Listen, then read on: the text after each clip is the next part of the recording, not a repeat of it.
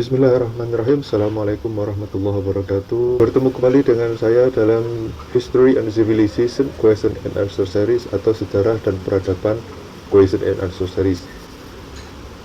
Kita kali ini akan membahas mengenai bagaimana ringkasan sejarah manusia dari awal atau eksistensi manusia dari awal hingga sekarang, ringkasan sejarahnya seperti apa. Oke, kehidupan manusia bermula dari keberadaan Adam dan Hawa yang selanjutnya mempunyai keturunan yang berkembang semakin banyak dan menyebar di penjuru bumi. Ketika muncul peradaban yang menyimpang dari aturan Tuhan, maka diturunkan para nabi untuk membimbing dan meluruskan manusia yang telah kehilangan arah menuju jalan yang sesuai aturan Tuhan. Jadi bagi saya, manusia yang pertama itu sesuai dengan yang diberitakan atau diinformasikan oleh pencipta kepada kita, yaitu bahwasanya kita itu adalah keturunan Adam dan Hawa. Kalau ada yang mengatakan kita keturunan monyet mengikuti teori Darwin dan sebagainya, silahkan, tapi saya tidak mau menganggap kita sebagai keturunan monyet.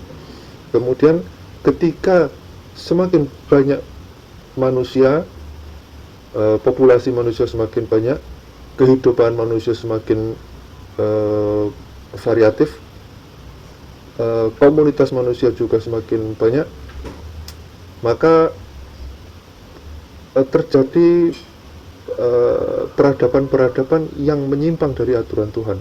Maka pada saat-saat itulah kemudian Tuhan menurunkan para nabi untuk membimbing dan meluruskan manusia yang telah kehilangan arah agar menjadi kembali menuju jalan yang sesuai aturan Tuhan.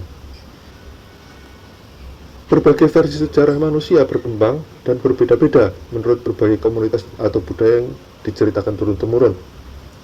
Namun, biasanya selalu ada kemiripan dan kecocokan dari satu versi ke versi lainnya, seperti kemajuan bangsa-bangsa di berbagai belahan bumi, terjadinya banjir besar, perdagangan antar benua, dan lain sebagainya. Jadi, seperti yang saya utarakan di awal tadi, bahwasanya ketika manusia itu semakin banyak, komunitas semakin banyak, peradaban semakin berkembang, maka akan banyak varian-varian pemikiran yang akan membentuk versi-versi sejarah yang berbeda dari satu komunitas dengan komunitas yang lain. Namun, meskipun banyak varian atau versi, tapi biasanya masih tetap ada saja kesamaan-kesamaan seperti terjadinya banjir besar, terjadinya kerjasama antar benua dan sebagainya.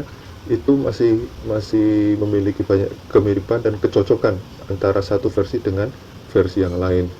Nah, hingga sampai sekarang sejarah manusia akan tetap berlanjut hingga sekarang, hingga pada akhir peradaban nanti. Terima kasih, semoga jawaban ini bermanfaat.